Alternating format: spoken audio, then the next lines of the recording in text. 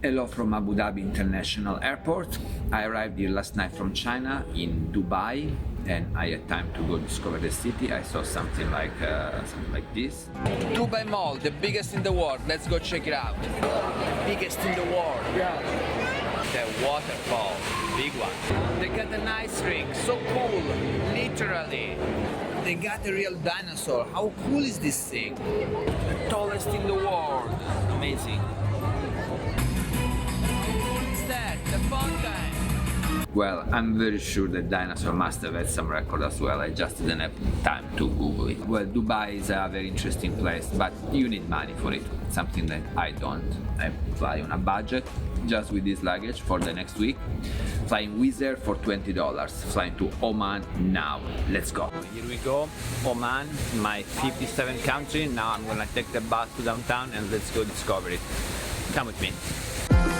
After 12 hours in Abu Dhabi, I go to neighbor Oman, a country that I don't really know a lot. However, I was always impressed from its mystery, from its geographic position, and from the reason that I really don't know anyone from Oman. So let's go meet someone from Oman.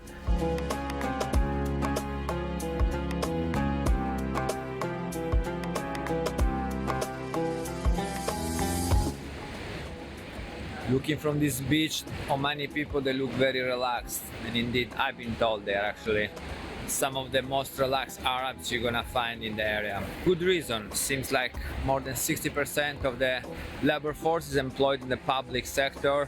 80% of the government export is basically oil. Another interesting fact about Oman is that they spend like 11% of GDP in defense, while European countries they spend something around 2%.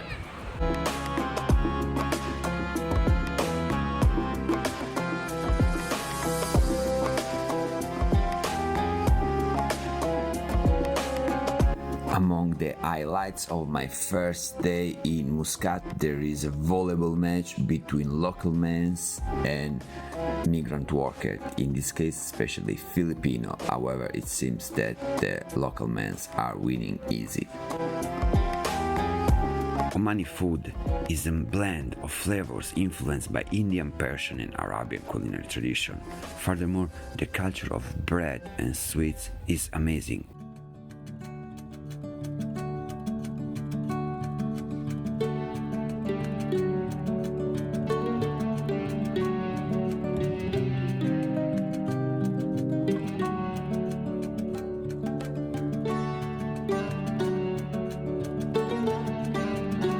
Country is definitely relaxed. 8 in the morning, first shops start opening, just cafes, everything else is still closed and very few people on the road.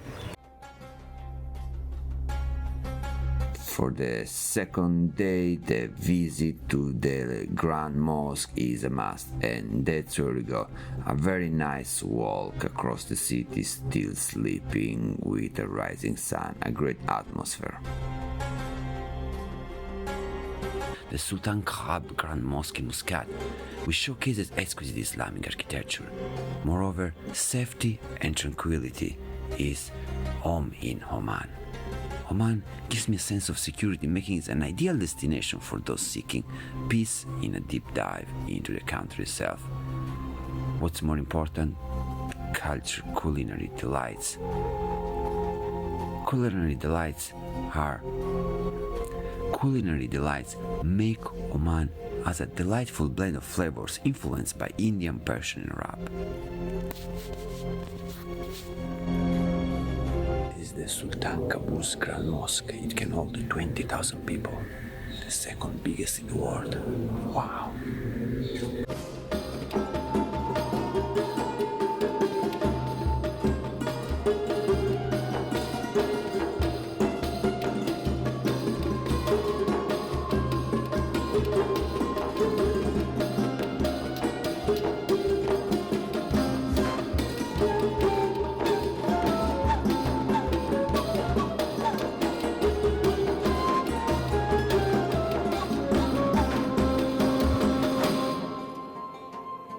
While in Italy we have a deep sense of grandiose details and astonishing arts, here seems like essential simplicity, but at the same time quality of materials and of every single detail seems prevailing. So I can see some sort of difference between the way mosques and Catholic church are built.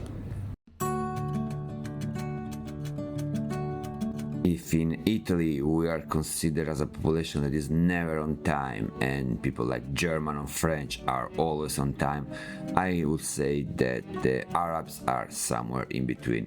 I ended up waiting a long time for my bus, but the second time it was on time.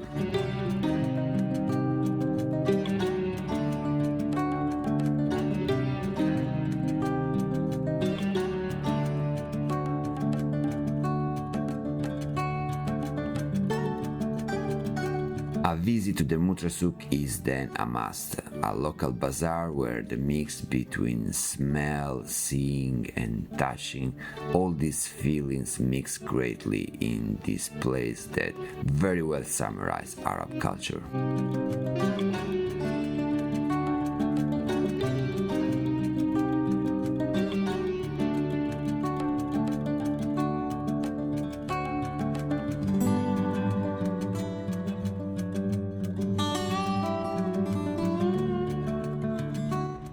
The ship you see here behind me belongs to the Sultan of Oman. There are actually two of them, as you can see. So this guy is rich, quite rich. Many forts and castles throughout the country also stand as a testimony to Oman's historic significance.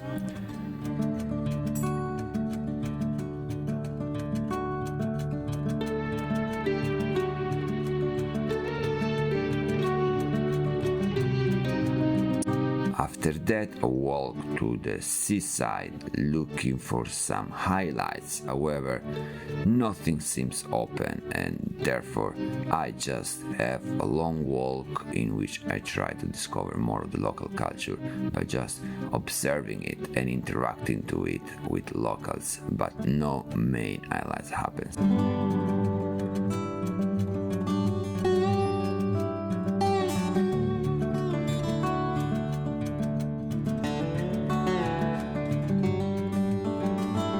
Behind me you can see the Al Palace. Unfortunately it's closed to the public, like many buildings around. I'm sure in the next years they're gonna open all these buildings to allow tourists to flourish. Basically it seems that today everything is closed for some sort of holiday, or maybe someone died. Look for somewhere to get on the beach and relax. I just met a guy that told me that behind this mountain there is a nice beach, and he told me that with my shoes it's not possible, but if you've been following this channel long enough, you know that, well, I will definitely try.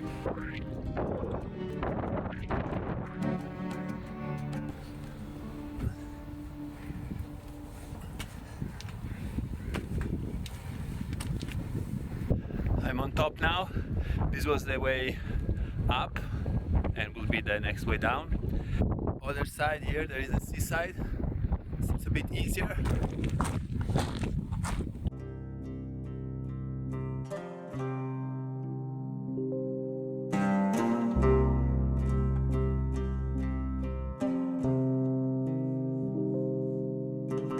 I'd like to say definitely worth, but I still have to go back, and for the time being it's actually really worth.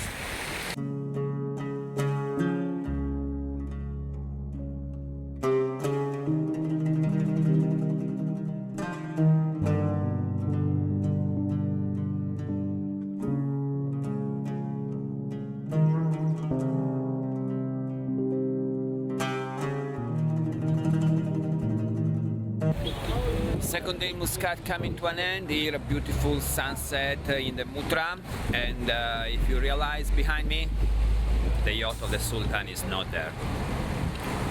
Where did it go? Well, how to blame it? If I had a yacht big like that, I would always be around. So anyway, let's go have a taste of local food. In Oman, I could see collective values with emphasis on collectivist and community values. strong family ties, and there is a sense of interdependence with strong influence on Islamic values in daily life, including prayer, fasting, and adherence to Islamic principles. Furthermore, I could see respect for elders and authority, which is highly valued, with traditional gender roles often pronounced, with distinct expectations for both men and women in various aspects of life. And I could see that the hospitality that the Islam world is famous for is a significant cultural value, and guests are often treated with great warmth and generosity. Social gatherings are common as a way to display traditional clothing, with modesty in dressing as an important principle. The last day, I could see that the attitude towards time is different from us in the West. We relax attitude with an emphasis on relationship and present moment, with indirect communication and common non-verbal gestures.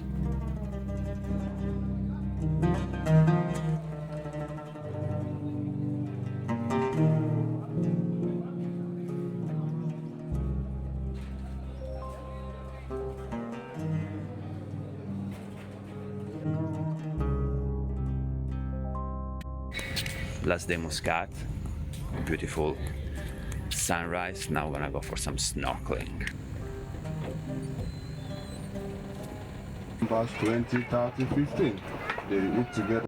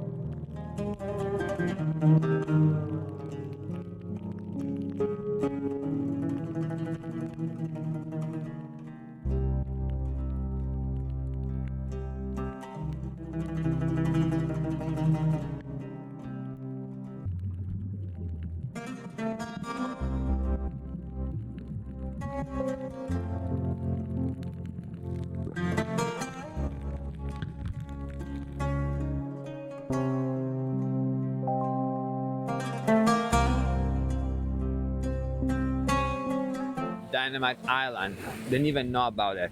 It's a sanctuary for sea turtles. You will never get so close to them, and there are so many, so definitely can't miss it. The sea turtles and this island. Come for a visit. Paid around 50-60 euro half day trip, so but still worth. It's quite a unique experience, one of the best coral reefs I've ever been.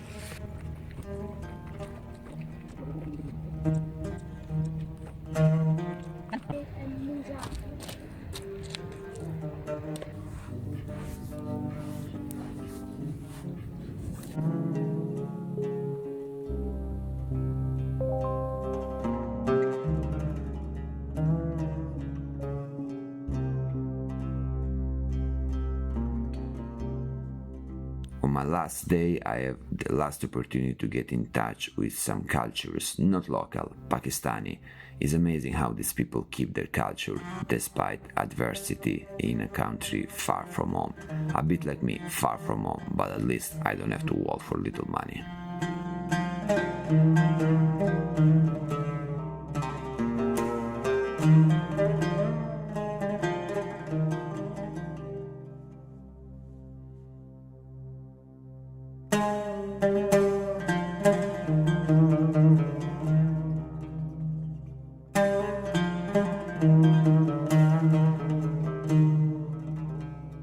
As a Westerner educated in political science and social policies, I tend to look down at absolute monarchies that heavily rely on oil.